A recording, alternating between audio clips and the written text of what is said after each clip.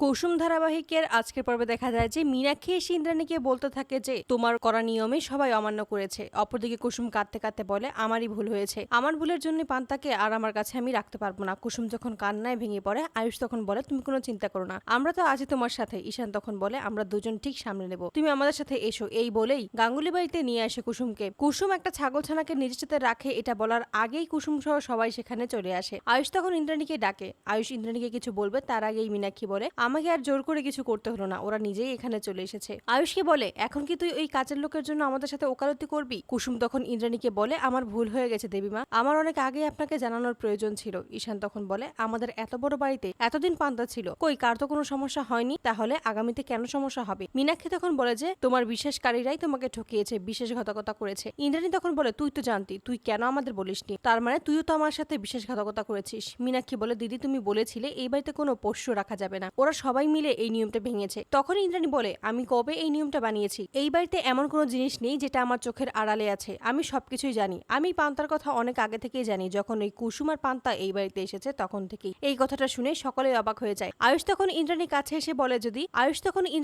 এসে বলে কাকিমুনির কথা, যদি একটা পোষ্য রাখা অপরাধ হয় তাহলে তো অন্যের বাড়ি থেকে সেটা চুরি করে তাকে মেরে ফেলার জন্য টাকা দেওয়ার সমান অপরাধ। এখানে ইন্দ্রাণী কিছুই বুঝতে পারে না। তখন ঈশান ও আয়ুষ ইন্দ্রাণীকে সমস্ত কিছুই খুলে বলে, মীনাক্ষী যে কতটা নোংরা কাজ করেছে সবকিছু। ইন্দ্রাণীকে কুসুম বলে তার ভুল হয়ে গেছে। ইন্দ্রাণী বলে কুসুম যে ভুল করছে তার শাস্তিও পাবে, তবে তুই যে অন্যায় করছিস সেটা শাস্তিও তুই পাবি। কুসুমকে বলে যে তুমি এটা আমার থেকে আড়াল করে মোটেও ঠিক করনি, তুমি অন্যায় করেছো, এর শাস্তি হবে তুমি 7 দিন এই বাড়িতে রান্না করতে পারবে না, তোমার রান্না আমরা কেউ খাবো না। মীনাক্ষীকে বলে তুই যে পাপ করছিস সেটার জন্য তুই এই 7 দিন পান্তাকে খাওয়াবি, ঘুরতে নিয়ে যাবি, সমস্ত দেখাশোনা করবি পান্তার। এসব কিছু শুনেই মীনাক্ষী অবাক হয়ে যায়। মীনাক্ষী চিৎকার করে বলে ওঠে সে এটা করবে না। সবকিছু ভেবে মীনাক্ষী রাজি হয়ে যায়। কুসুম ভাবতে থাকে দেবীমা সত্যি একজন দেবীমা, একটা সামান্য পোষ্যকেও কত ভালোভাবে আগলে রেখেছে, কত ভালোভাবে আপন করে নিয়েছে।